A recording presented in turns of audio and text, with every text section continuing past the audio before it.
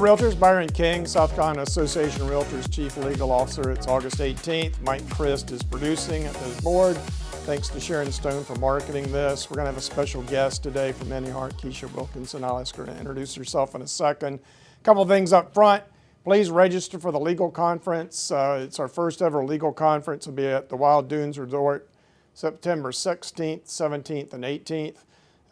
NAR's new General Counsel, John McCloskey, will be speaking.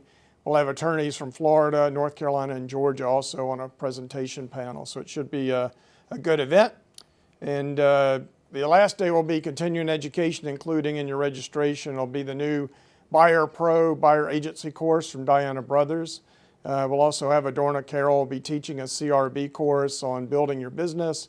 And as always, our own social media star, Austin Smallwood, will be giving a continuing education on the forum. So get your continuing education hours on day 3, day 2, hear from the lawyers, and then day 1 will be our board of directors meeting. A couple things from the hotline. EPA is auditing. We've had some calls from around the state where EPA is showing up and wanting to audit your lead hazard documents and issuing heavy fines. We've been hearing the lead hazard disclosure form SCR 3.6, that goes along with the pamphlet protecting your family from lead hazards. Even if you're the listing agent and there's a co-op broker, you still need to have that form or a form signed by the buyer. You usually have one signed by your seller client, but EPA is also wanting to see one from your buyer. So if you're a co-op broker, listing brokers switch those forms at some point during the transaction for your files.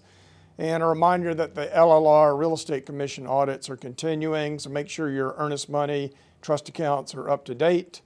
And if you need to contact the hotline with what Keisha's going to be talking about today or any other issues, our phone number 803-712-3478, 803-772-5206.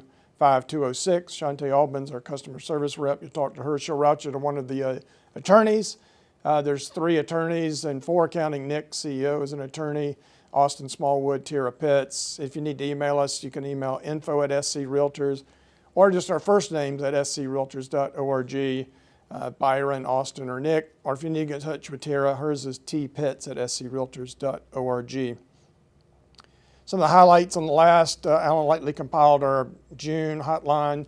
As always, forums, state and federal laws, professionalism always top the list. Disclosure and compensation are up there. Those go along with the lead audits, making sure that you're disclosing lead issues and get that paperwork done. Earnest money, property management issues, due diligence, fair housing. Tara can give you training on fair housing at your brokerage or local board, MLS issues, and settlement. So today, this is a special information. It's good for our appraiser members and for our realtors that are involved in sales. We've got a special guest star, Keisha Wilkinson from the National Association of Realtors. Keisha, if you could introduce yourself, kind of tell the members about yourself, kind of your background and what you do at NAR, please. Sure. Thank you, Byron. And a huge thank you to everyone for allowing me to be on the program today. I love South Carolina. Earlier this year, I was able to come and visit the Charleston Trident Association of Realtors. Everyone's so welcoming and it's just so beautiful. I mean, you guys do a lot of work. Wow, what an intro there with everything you guys got going on. That's great. And awesome to hear. I kind of want to register for that conference actually. But me, so I'm Keisha Wilkinson, as Byron said. I am the Senior Policy Representative of Valuation for NAR. And so what does that mean? I staff a couple of committees. I staff the Real Property Valuation Committee and the Real Property Valuation Forum.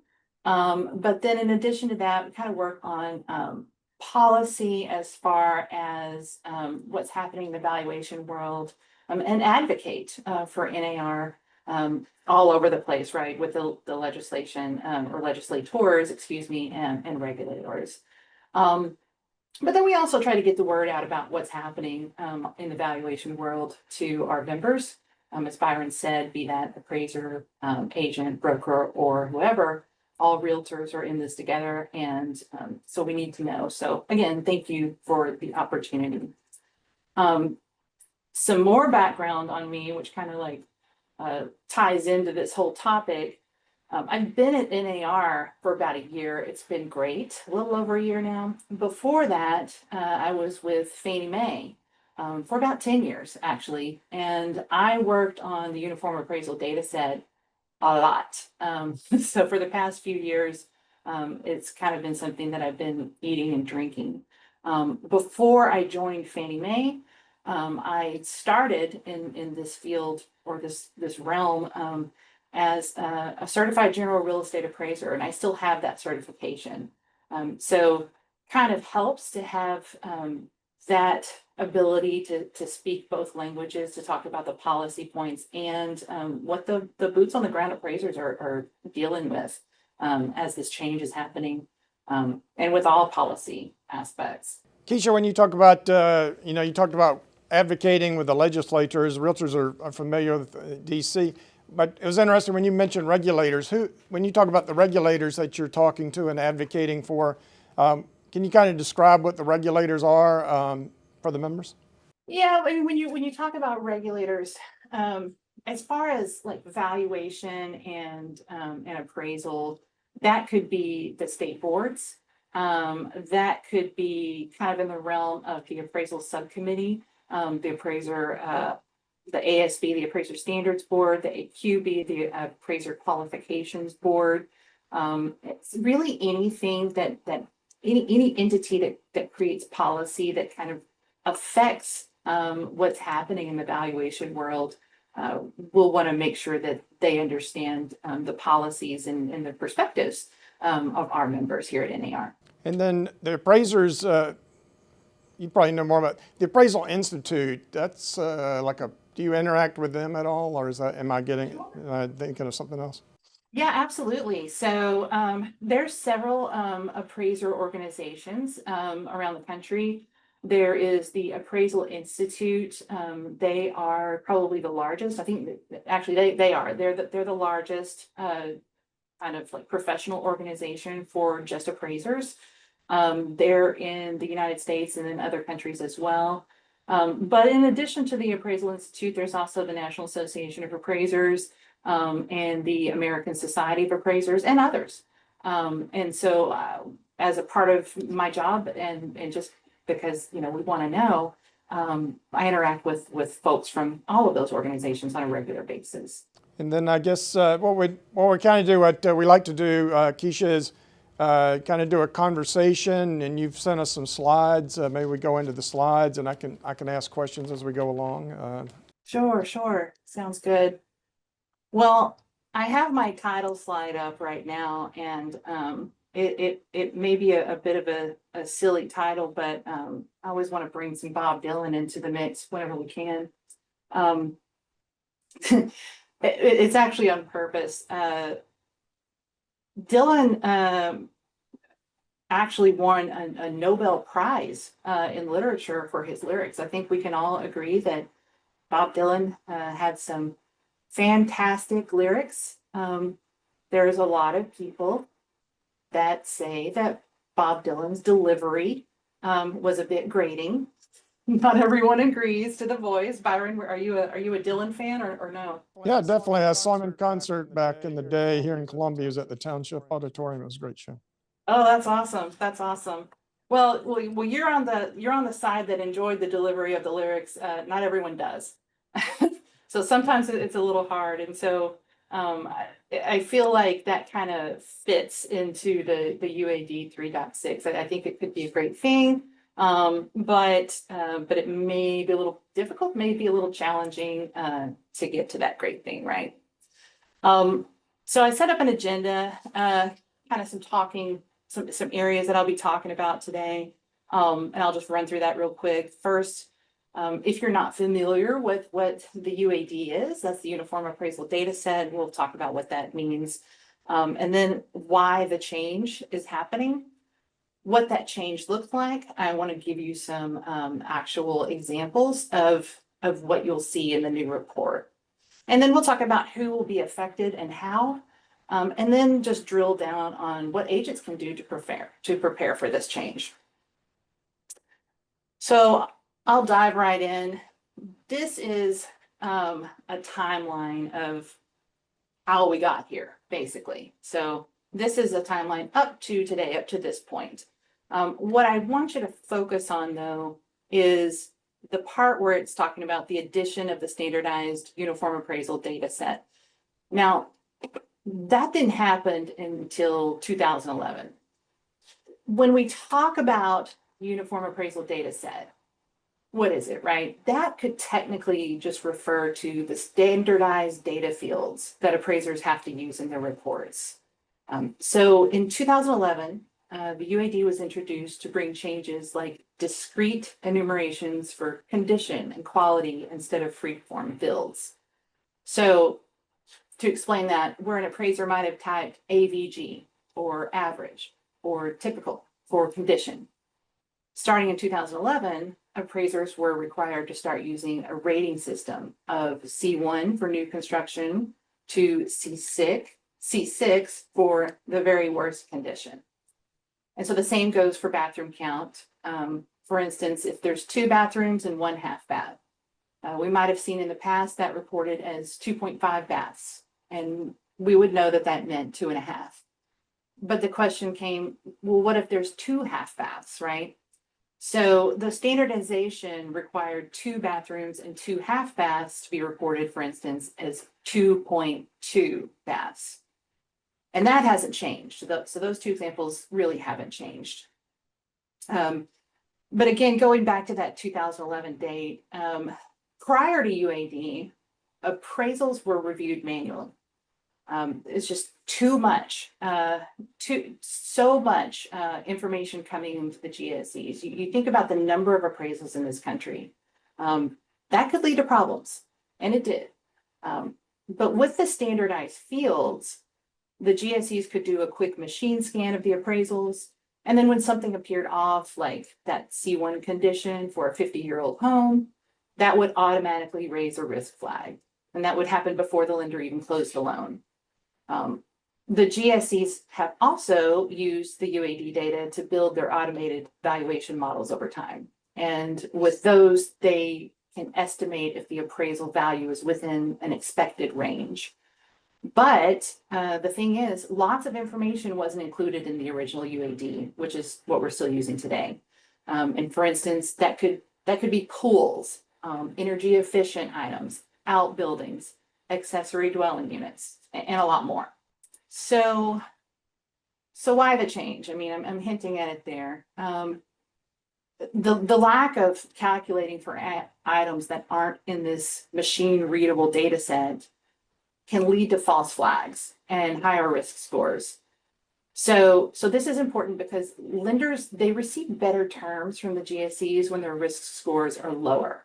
And sending the appraisal back to the appraiser for unnecessary corrections, it really just wastes time for everyone, right? But just because the existing data set doesn't include the pools and outbuildings, that doesn't mean that the appraisers aren't reporting and basing their values on those items. There are fields for those items, but they're just not machine readable. So when you look at an appraisal report today, there are blanks at the bottom of the comparable sale grid, and the appraiser can use that at their discretion, and they do. But then the question comes into play, well, what if there's more information than what would fit in those fields? If you think about it, when you look at an appraisal, you can really tell just by looking at it today that all of these current appraisal forms were actually designed for a typewriter. And they're just that, they're static forms. They can't change. They're a form. So if the appraiser, if what the appraiser needs to report, if it doesn't fit, then they have to roll it over into an addendum. And appraisals are reviewed over and over before they're delivered to the borrower, and then they're reviewed again, obviously, by the borrower and the agent. But really, before that, the appraiser firm, the appraiser management company, the lender, they're all going to complete reviews, and not to mention the additional reviews that are happening after the transaction's complete. And a lot of time of that reviews, during those reviews, is spent reading the words "see addendum." And then the reviewer has to search through pages of free-form language to find the relevant information. And then you add to that situations like the pandemic a few years ago, when borrowers were uncomfortable, obviously, with appraisers entering their homes. And it seemed like the entire country wanted to refinance their home at the same time. The industry ran into a really big problem. All existing appraisal forms, they are pre-printed with the appraiser certification language, and that states that, well, for most cases, it states that the appraiser inspected the interior of the home. So the GSEs had to create a workaround really quickly, where the appraiser typed a code into a field, and that field was outdated and not used at that point, so it was free. And that code would indicate that the modified certification saying that they didn't enter the home was that they had that modified certification, right? Where would the modified certification be located? You'll see a trend here. See addendum. That's the answer. It's always in the addendum. Everything that doesn't fit goes into the addendum. These things can be so long, right? I'll give you an example of what it could look like. Reading an appraisal today, you can really feel like you're playing a game of Mad Libs. On the screen, I have a little bit of an example. Last week, I was at an appraisal conference, and a senior vice president of Freddie Mac came up with this example, and it got a lot of laughs. So I thought I'd share it with you guys here today. So this is just showing you how the C addendum can work. And it's just a Mad Libs. It says, the day my pet C addendum took over the C addendum. Yesterday, I woke up to find my pet C addendum wearing a tiny C addendum on its head. Before I could say, hey, stop that, it had already climbed onto my C addendum and was shouting orders at my C addendum. We don't know what they're talking about, right? Because there's so much C addendum. It's hard to understand what's in the appraisal whenever you have to just flip back and forth so much to go to that addendum. And it just really highlights that the current situation is not working. It's not easy to read, right? Kind of going back to your Dylan reference, I guess a song called Tangled Up in Blue. I wrote down kind of tangled up in comps, tangled up in adjustments. And you mentioned machine reading. Does that include, are they looking at trying to integrate some maybe artificial intelligence that this would help with as well? Or yes. Yes. The GSEs don't share specifically what that is, but I can imagine it would be anything they can, to be honest. Anything they can to help. So you look at today, I mean, AI could be all the way back to, an amplified spell check. But today there's also like lists of issues with the appraisal. So the things that create those risk flags. But then they've also taught the system to look for context, right? So for instance, if there's a word that may indicate bias in the appraisal. So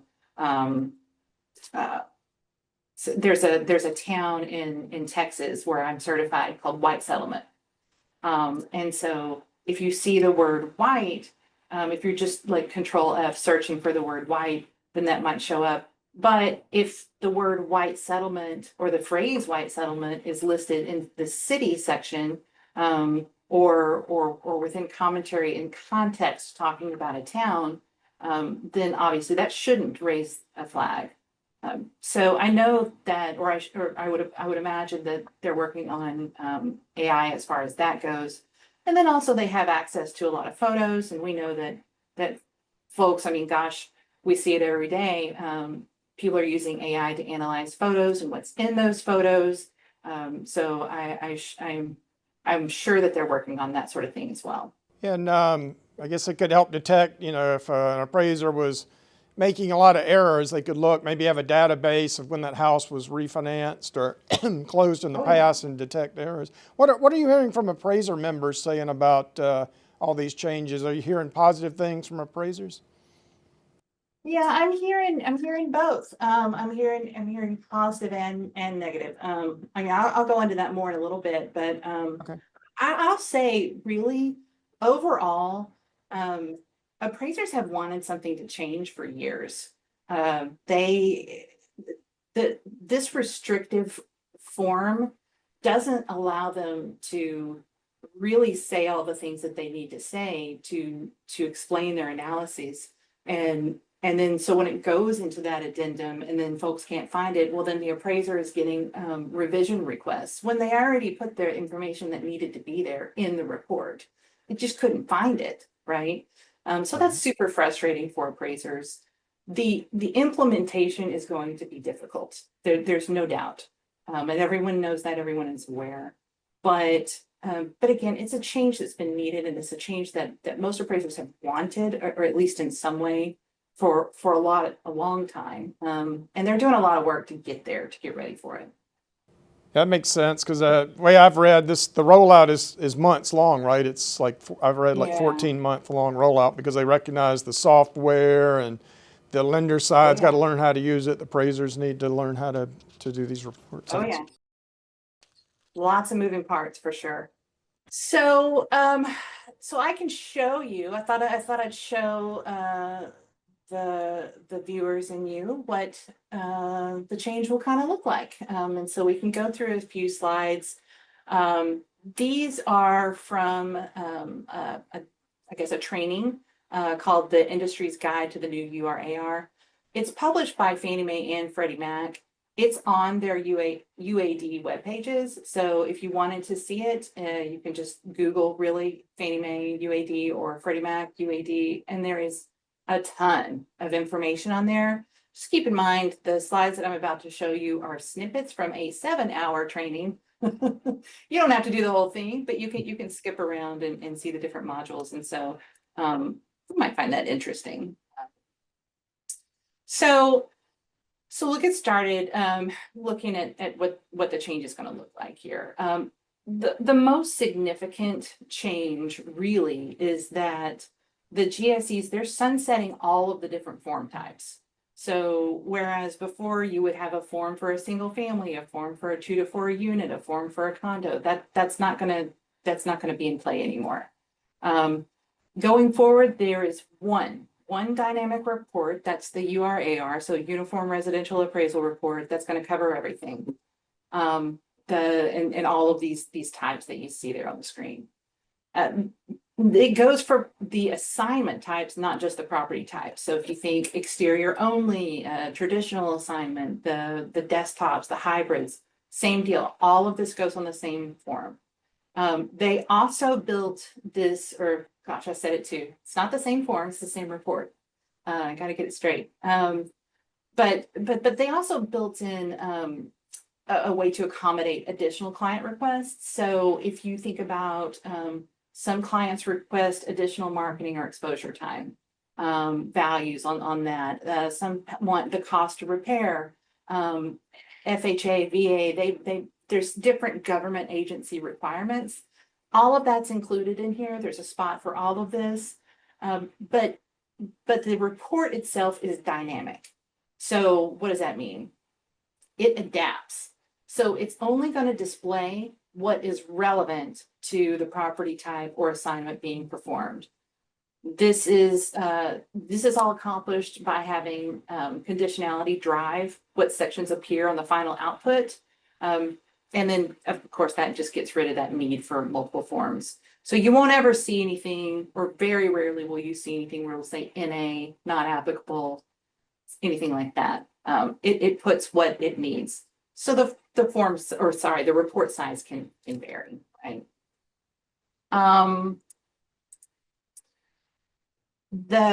A feature that I think everyone is going to love is this new summary page. So today, whenever you want to see what the value is of the appraisal, you have to flip a few pages, right? Today, or in the future, very soon in the future, you'll be able to see this opinion of market value up here on the very first line. That's handy. Not only do you have the opinion of market value, you also have a photo of the subject property there, and you get a synopsis of the key information from the other sections of the report. It's kind of a quick reference page, and it'll also include any actions that need to be taken into consideration by the reviewers. And just to be clear though, like while you're able to see the opinion of value really clear on the first page of every appraisal, which is great, it's still important to note that this section is obviously not a substitute for reading the entire report, right? So what else do we have? I talked about how with the introduction of UAD over a decade ago, how that played a pivotal role in assessing risk at a broader scale. But 3.6, it builds on that with enhancements that are really designed to accomplish several goals. Some we already discussed. The updated data set, it shifts away from free-form text, and instead it relies on discrete data. So you can think about this as like drop-down boxes with choices. More fields will have that functionality. The appraiser will still have discretion to add commentary, and I'll show you more of that in a minute. But the readability will be enhanced, not just because of this uniform structure and order of the report, but also they're eliminating a lot of the abbreviations and special codes. So they're making it to where it's readable, right? And then speaking of report structure, the new URAR will include topic-driven information clusters. So you can see this is the market section that's on the page there. What it does is it keeps all of this related information together within each section. No more see addenda. That's a theme here. It's grated on everyone's nerves in the industry for quite some time. But this is nice for the reader because you're able to see what the appraiser is really talking about, and the appraiser is able to tell their story in a way that's easier to understand. So with all of this pertinent data associated with a particular topic or aspect, with all of that grouped together, the hope is that not only will readability be improved, but really the time and effort required for analysis and review will be reduced. Yeah, and kind of keeping with your Dylan theme, I made another pun here. So like he's got the lyric says, the answer, my friend, is blowing in the wind. You could say the answer, my friend, is in the market trend with this.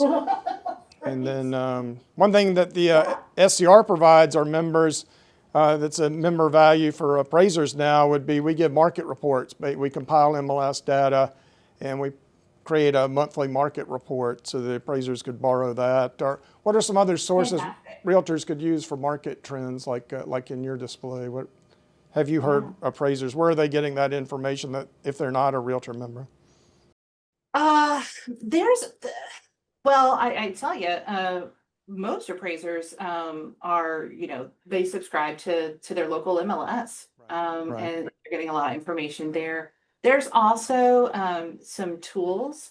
There's softwares. There's a lot of different appraisal software out there. Some of that pulls from MLS data to help the appraiser come up with their market adjustments and their market analyses. But in the end, these are just tools that the appraiser is using, and they have to figure this out, on their own, understanding how to use the tool, right, to make sure that the results are credible. So all of these are just pieces to the puzzle, pieces that the appraiser will use to come up with, in the end, adjustments that are needed if they're needed for market condition to the comparable sales. That kind of leads me into another thing I wanted to ask you about. So, the last major appraisal upheaval kind of after the 2008s, one went to these AMCs, these management companies where an appraiser might be picked to go to a different area where they might not have access except at the courthouse. And they want to call the realtors, the listing brokerage, the buyer brokerage, things we hear on the hotline. What would you say if a realtor asks you, can I talk to the appraiser? What's kind of the information? Absolutely, yes. In fact, it's imperative. It's imperative for agents and appraisers to talk to each other. We'll talk about that a little bit more later on, but gosh, we could never say it enough. It's so important for the agents to be talking to the appraisers. For one thing, I want to touch on something you just said. Yes, so sometimes an appraiser may be called to do an appraisal in an area that they're not familiar with. This does happen, but for conventional loans, for conventional mortgages, the GSEs require the appraiser to be geographically competent before accepting the assignment. So whereas USPAP or the rules, right, for appraising say that you must gain geographic competency while you're doing the assignment, the GSEs take that one step further and say that you must have geographic competency prior. But even with having geographic competency, it is impossible for the appraiser to know if like all of the details to the sale or the transaction for the comparable sales. I don't know if my subject property has had the roof replaced in the past 2 years unless someone tells me. And so these are things that can really affect the value. It's in the agent's best interest to have that open door of communication in order to get an accurate value. You want to do that soon, right? Because I always hear like you want to talk to the appraiser before the report's done. So the sooner the better that there's open communication. Right? Absolutely. Absolutely. Yeah. And you said GSEs, that was good to hear about GSEs require geographic competency, whereas USPAP maybe was a little bit looser about gaining it. And the GSEs, they kind of have a lion's share of the market right now, and most of the lenders kind of follow their lead. Is that accurate? That is accurate. I was talking to a lender earlier this morning, and they said, we tend to go with whatever the most restrictive policy is, just so that they can cover their bases. VA, FHA, USDA is a little bit different. I'm not for sure about their geographic competency, but I think they have just a little bit different rules. But still, you're right. The GSEs have the lion's share, and they do require that. And it just makes sense. If you have an appraiser that's familiar with the area, you're going to get a better outcome because they know what's happening there, right? Yeah, that makes sense. Yeah, that makes sense because our hotline calls on these appraisers not being, familiar with the market, those calls have decreased over the years. So that makes sense. Your explanation. Oh, that's good to know. Good. I'm glad to hear that. I'm going to share a couple of different aspects here that I think is really important for agents to be aware of. So first here, throughout the URAR, there's multiple sections where the appraiser, they must report whether the market reaction has a negative, positive, or no measurable impact on the property's value or marketability. So this scenario that I have on the screen, you can see some examples of where impact is reported in the site section. The impact here, it's circled in blue, it's reported as discrete data. Again, that's that drop-down box. They can't freeform type there. And it's adverse, beneficial, or neutral. So I want to note that neutral doesn't mean equal, right? So for example, if the subject and all the comparables have the same view, that doesn't mean that the impact is neutral, right? They could all have beneficial views. They could all have neutral views. They could all have adverse views, right? And that goes for site, that goes for energy efficiency, green features, and also project information.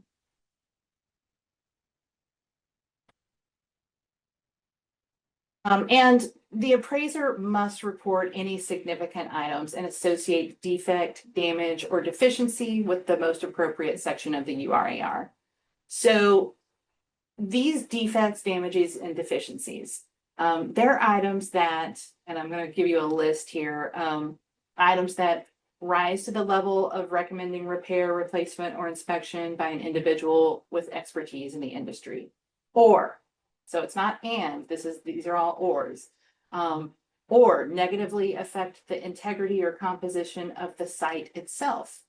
Or negatively affect the soundness or structural integrity of the improvements to the site, or measurably impact the marketability or value of the property, or require completion. That's a long list. So when apparent defects, damages, or deficiencies are reported, this information will display it regarding the feature, the location, description, and whether this issue affects soundness or structural integrity. Each apparent defect, damage, or deficiency is displayed in a separate row on the table. And then any items that don't require repair, replacement, or inspection, they may also be reported using recommended action of none. And you'll see here's one that says repair, and here's one that says none. And then all defects, damages, and deficiencies, they're displayed again in the reconciliation section. And then those requiring action are displayed again in the summary too. And then I just wanted to take a little break from those Fannie Mae slides, Fannie Mae and Freddie Mac slides, and show you this screenshot also. This is from one of the sample reports that they provide. And I'm showing you this just to show the level of detail that the appraisers are required to put in to determine the condition and quality as well. So in the past, the appraiser would just say that the condition was from C1 to C6, again, C1 being really, really good, C6 being really, really bad, right? And the same with quality. And they would come up with that determination behind the scenes for the most part. But now there are both interior and exterior condition and quality ratings. And the requirement is to provide much more detail. The appraiser then will reconcile those interior and exterior ratings into one overall ratings. Now, I'm saying a lot about these aspects. And the reason I'm saying this is because I want agents to understand in the past, appraisers would go through the home, note any issues that may affect value, but not everything may be listed out in such detail in the report. It may be incorporated into their conclusion of condition of the home, or it may be commented on in the free-form text, the addenda. But with this new structure, the appraisers are required to list everything that affects marketability in these sections. And they have to do it with this much detail. So this isn't the appraiser trying to paint the home in a bad light, but really an accurate light. When you think about it, home inspectors are required to list all the issues they see in the reports. And in the same way, the appraisers are now required to list all of the types of details that they're seeing, good or bad, that we just talked about. But even with the extra detail, reporting in this new way will not change the way the appraiser values the property. When you say interior, exterior, that includes like mechanical systems too, right? Is that I read that? Yeah, it sure can. It sure can. I mean, like this here, this is this interior quality, and you can see that's Q2 up there, and then the condition is C3. They're going through, they're talking about commercial grade appliances in the kitchen. They're talking about the fixtures. They're talking about the tile. And I couldn't fit it all on here, but they're talking about like flooring type in each room. The level of detail that the appraisers are required to report now is a lot. Sometimes on the hotline, we get a lot of questions like, because there's so many different ways somebody can have solar panels. So I guess the appraiser would probably need to contact a listing broker maybe to get information. Hey, are these panels leased or financed or owned outright? Things like that. Yeah, you're absolutely right. I don't have a slide on that section here, but yeah, that there is a whole, whereas before it was just a tiny little piece of the appraisal form, there is a huge piece where the appraiser can put in any information about energy efficient items. So solar panels or other things that, are energy efficient. And yeah, the way that the ownership is structured for solar panels affects the way the appraiser is allowed to value them, dependent if it's Fannie Mae or Freddie Mac. Their policies differ a bit as far as that goes. So yeah, I won't get too far into the weeds there, but yeah, the appraiser does need to know all of these little details in order to do their job effectively. Because if I was an appraiser, I'd be kind of worried about my maybe my liability on some of these, that I'm not an expert in some of these things. Do you hear appraisers nervous about any of that, or is that an issue? Yeah, they are. They definitely are. There are, there's certifications and there's, well, the appraiser can say, I'm doing this to the best of my ability. I am not an inspector. I am not a property inspector. They're just reporting what they see, right? Right. But I know that there is, the fear of increased liability because they're having to put so much detail into the reports.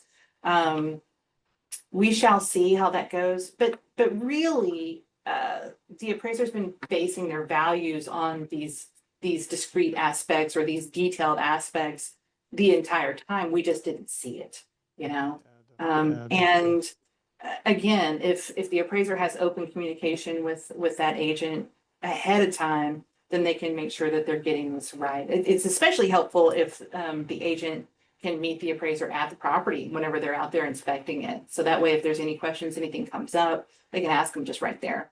Oh, that's a great suggestion. So let's move on to the next feature now that I've put the scary thing out there.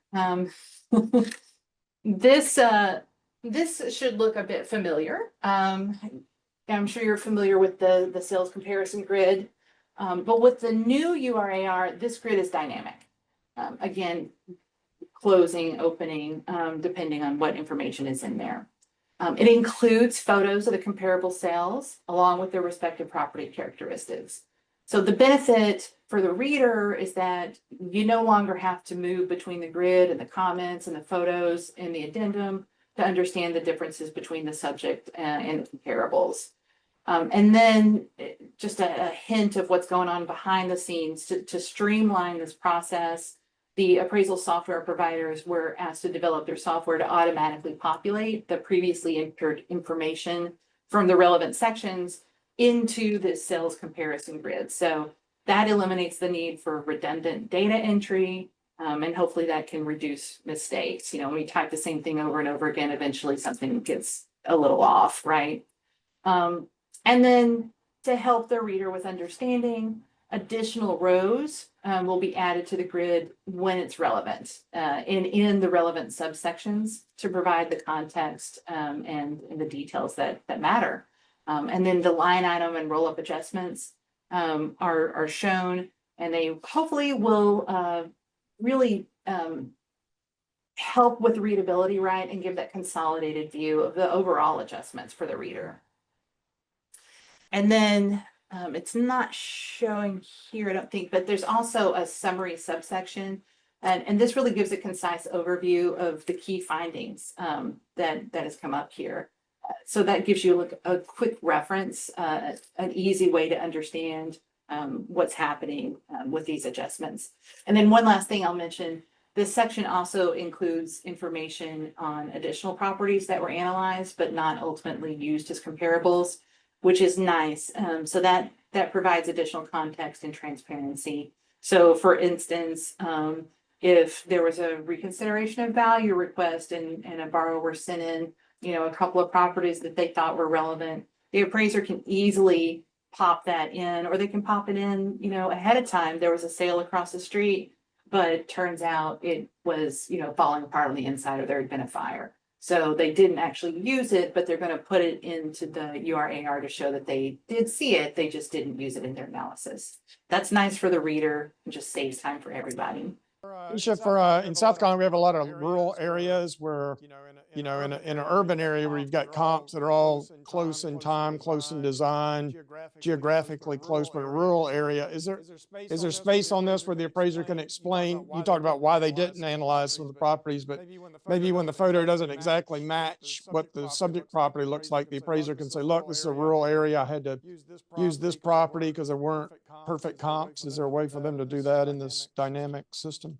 Yeah, which is great. So so it's pulling, as I said a little bit before, it's pulling this information from the other relevant section. And there's another section here where they can talk about each comparable and give commentary on that. Right. Which is nice. There are areas, and it's just kind of like together, like these little clusters of information, so that you can see the picture and then you can understand why they did or didn't consider that. And also, like you said, the photo may not match. I know when I was appraising, I was in a rural area as well. So when I would go and drive my comps, if it's on 14 acres and it's behind a whole, forest of trees, then my picture is going to be of trees, not the actual house. So, yeah, so that's nice to have to explain. So this is my favorite feature. This is probably not a surprise. The elimination of the general addenda. Yay! So this is kind of what I was just talking about. There is commentary incorporated if the appraiser has commentary. If they don't have it, it just won't show up. But if the appraiser has commentary or a need to have commentary, then it's in a dedicated space that can grow or shrink as needed in that section. So you can see that the site influence commentary is here, right where they're talking about the site influence, and that's a lot of words. But then where they're talking about features, they only have a little line. And so it's just, it's just an example, but they can just put something small and it'll be small. If there's nothing, then there'll be nothing. This is great, right? Because you have all of this relevant commentary, you have those supporting exhibits like the photos, it's provided in each section. By integrating these features directly together in the sections where they are applicable, this appraisal report becomes more organized, it becomes more streamlined. And again, the readers, they no longer have to search a separate addendum to find additional information or context. And hopefully this really leads to a better user experience for everyone. And then just to point that out here, this is just an example of the photos. The photos and exhibits they display within the relevant sections. There's larger photos positioned at the top of certain sections, and then some they're more thumbnails. They're smaller, but again, it's in the right place, so you understand what's happening. So with all of that, here's our timeline. We talked about the history of UAD to today, and so let's talk about the future. This blue out arrow here is where we are now. You are here, and we're on the cusp of getting going with this thing that we've been working on, or that the industry really has been working on for so long. Like you said earlier, it's structured, the implementation time is structured to have this transition period of a little over a year. And during that time, we should see the new report more and more often. Limited production, it's scheduled to begin on September 8th, 2025. But it's important to understand, especially, at the conference I was at last week, someone said this and it made sense to me. So hopefully it makes sense to you guys as well. This means that this is the date when Fannie Mae and Freddie Mac are ready to receive the reports. It doesn't mean that we should see all appraisals from that day on the new report. But that is the day that they're ready to take it in. Only a few lenders have signed up to participate in the limited production, and that's by design. They want to try to get the kinks out with the lower volume at first. And then also, not all of the appraisal software providers will be ready to go on September 8th, but I'll hit on that a little bit more in a minute. So continuing on with this timeline, in January 2026, broad production begins. So that means that any lender can submit appraisals with the new report, not just those who signed up for the limited production. From January 26th to November 1st of next year, we can expect to see continuing ramp up of the use of the new report. And then the mandate begins on November 2nd. And so that means 3.6 only, no more traditional appraisals. No more appraisals on forms. That's what I meant. Sorry, I said that wrong. No more appraisals on forms. After November 6th, they're all going to be on the new report. But I want you to keep in mind too that this timeline is only for conventional financing. VA, FHA, and USDA have not yet published their timelines.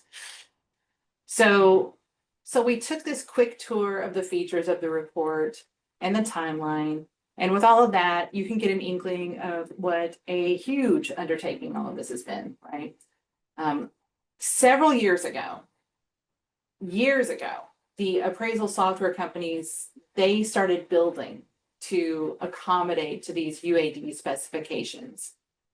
And I'm telling you, appraisal software, it's really been revolutionized.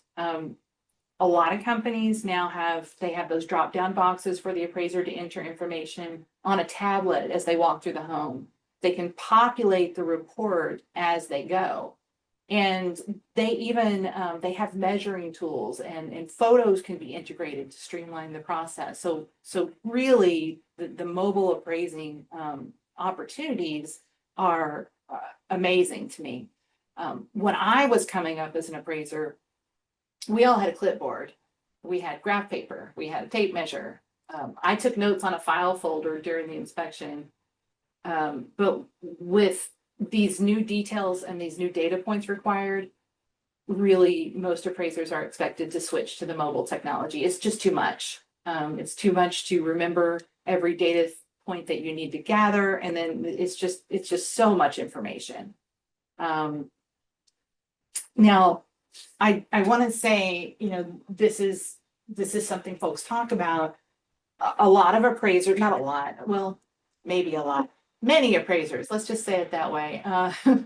Appraisers have threatened to retire with this change. Change is hard, change is scary.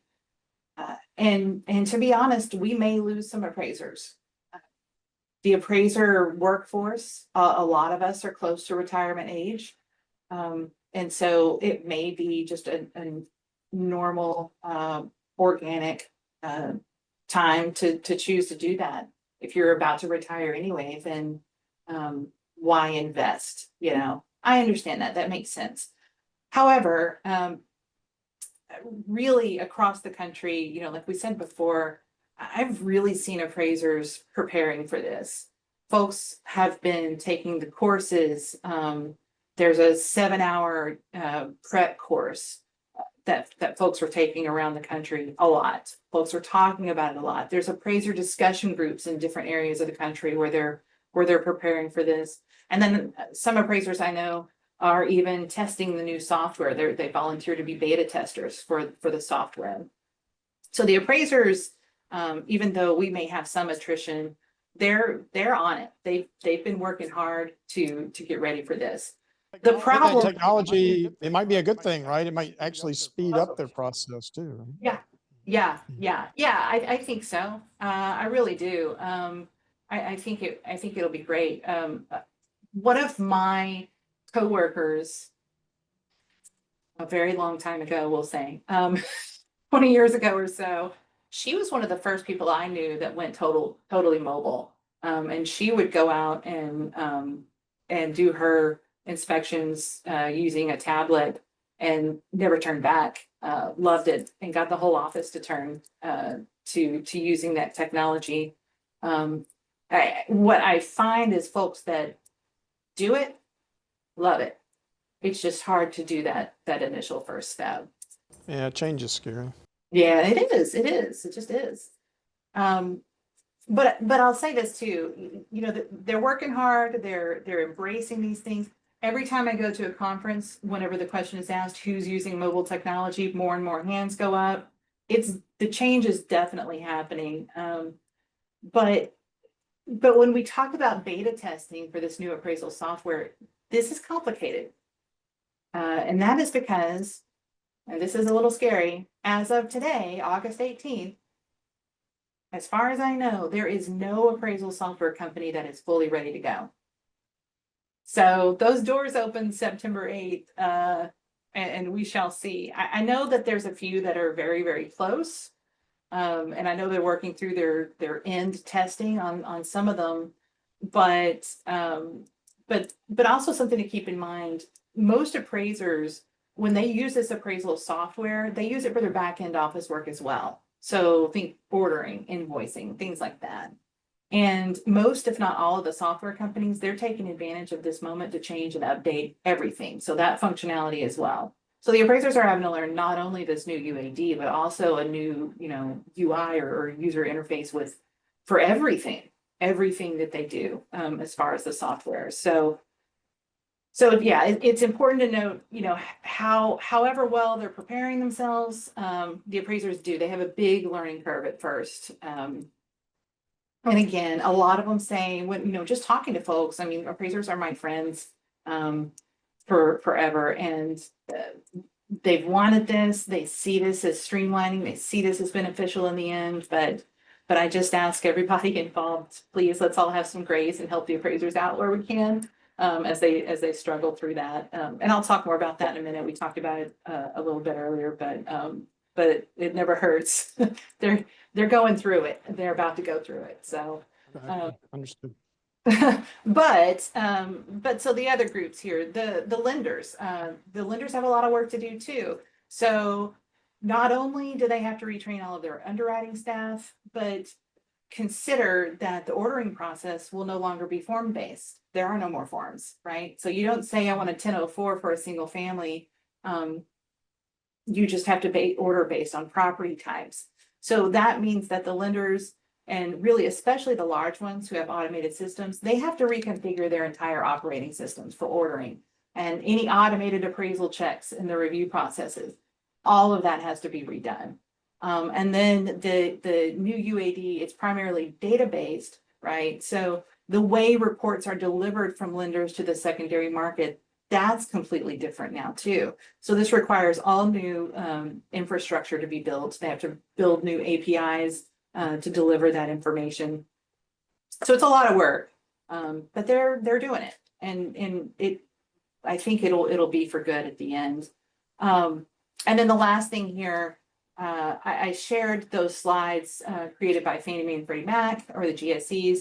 Obviously, they'll be the first to make this transition to UAD 3.6, but the specs were created for and by actually the VA, FHA, and the USDA as well. So even though these entities haven't yet announced transition dates or details on that, they are expected to require UAD 3.6 in the coming few years. But we do have one that's made a transition announcement very, very recently. I shared that timeline for Fannie Mae and Freddie Mac, but in August of this year, FHA publicly announced some news about their transition to 3.6. So you can see they should have their internal systems updated and ready to receive appraisals with the new reporting by spring of 2026. But they'll also have a similar transition period, like on that timeline we saw earlier. They're going to need to modify their policies, provide the tech specifications, just like Fannie Mae and Freddie Mac did for their external parties. So as a part of that announcement, they said they'll be providing that information later this year. And we can expect a similar timeline as the GSEs provided that allows for both the legacy or the current appraisal forms and allowing for the new reporting during the transition. So with that, there's more to come from HUD in the coming months, I'm sure. This is something to keep an eye on, but we know that they are in progress of moving towards that transition.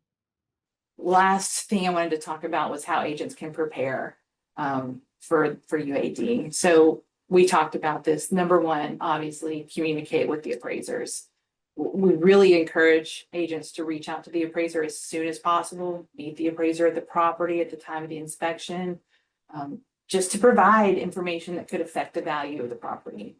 And that could be the sales used in their CMA, like we said, any energy efficient items, renovations, upgrades, the condo information, the HOA information.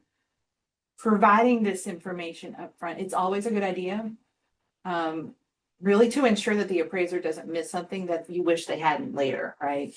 But But now it's really imperative to keep those communication lines open as the appraisers struggle with these new requirements.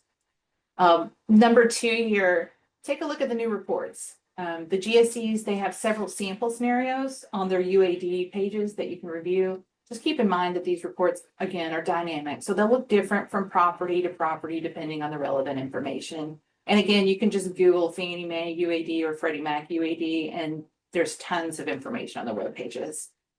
Now, we talked about this earlier.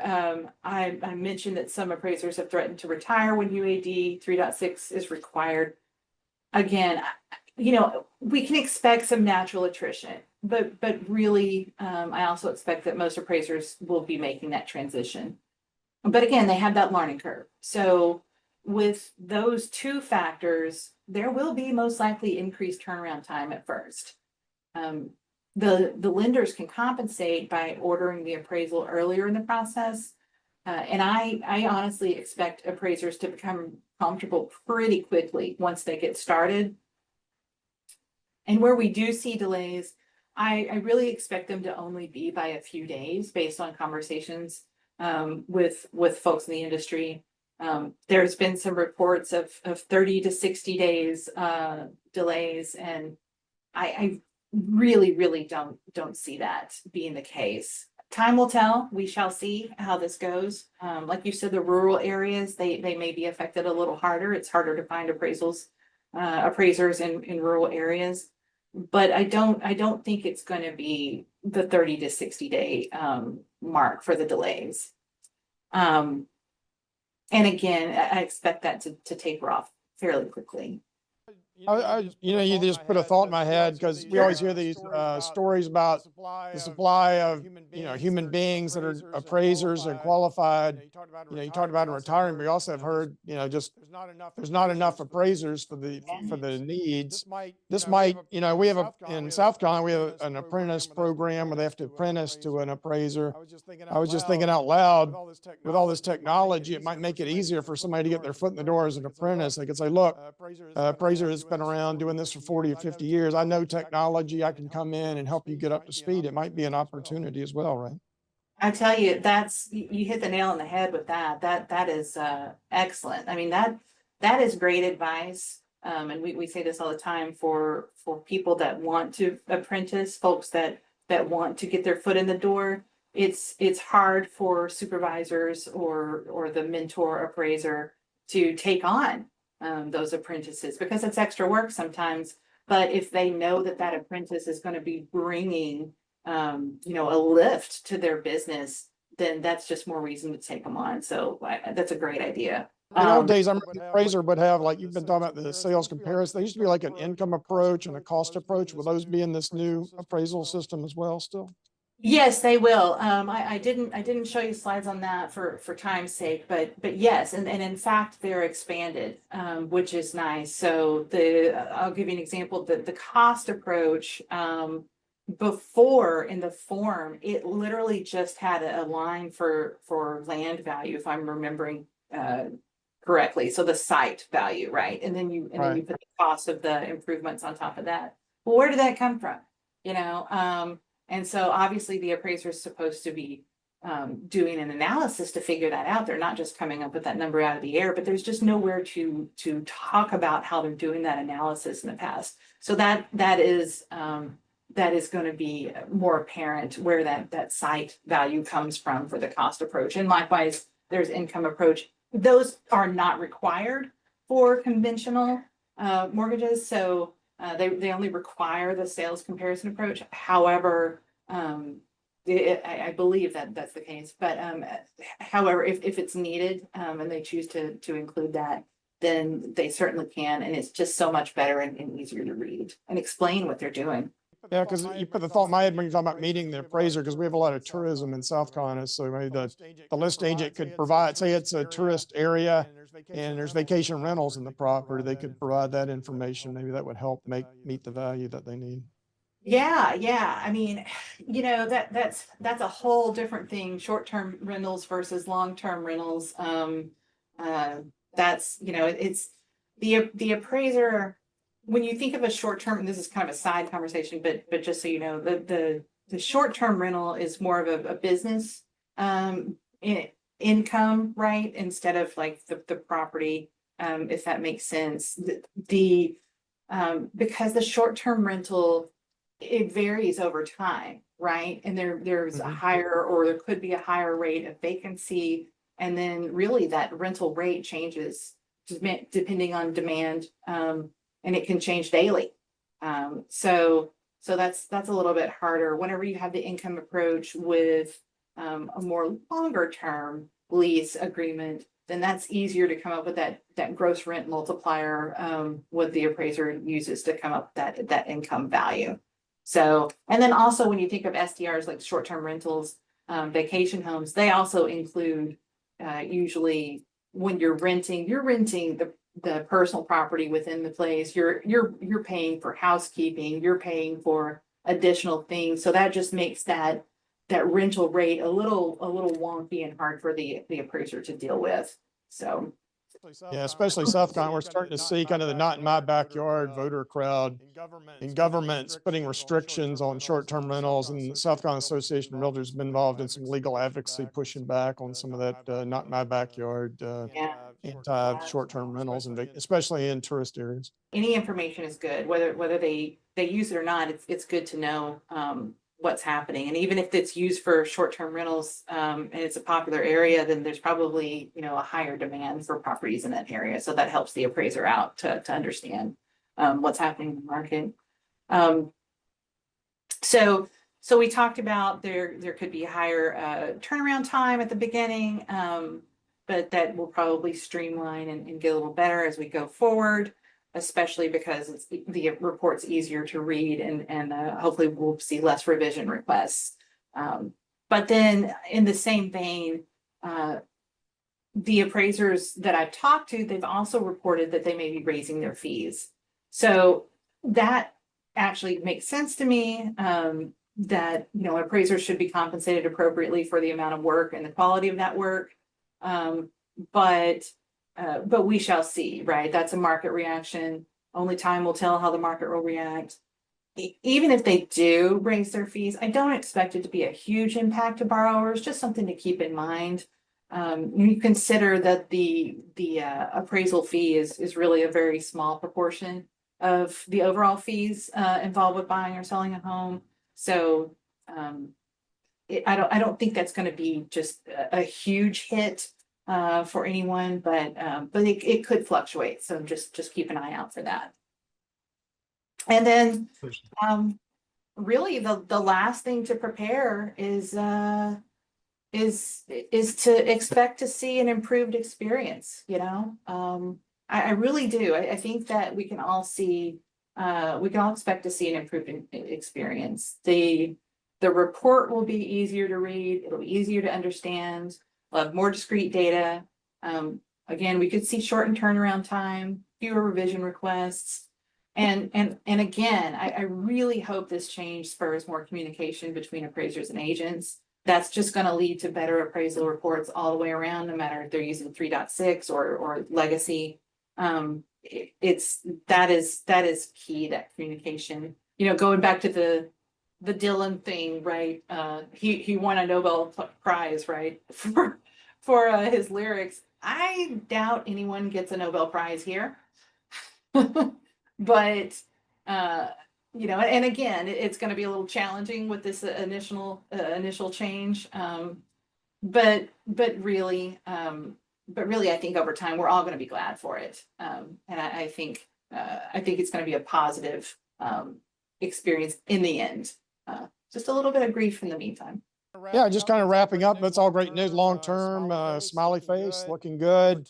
Number two, that you mentioned, talk to appraisers. I think a lot of realtors are scared that it's illegal to talk to appraisers. I think we repeated that throughout this podcast. You could definitely talk to appraisers. You want to do it as soon as possible, definitely before the report. And then kind of wrapping up with Dylan. I don't want to get a YouTube strike for Mike. The lyric, everybody must get, and I'll use the pun, phoned. How do people get in touch with you if they want to get involved with the Real Property Valuation Committee or Real Property Valuation Forum at NAR? Send me an email. My email address is K Wilkinson. That's KWILKINSON at NAR.realtor. Or, shoot me a text. I may not answer you immediately, but I'd love to hear from you. My number is 940-465-6213. 940-465-6213, and then your email, K Wilkinson, WILKINSON at NAR.realtor. And we appreciate your help with all this, Keisha. Thank you very much. Oh my gosh, thanks so much for having me. Really appreciate it.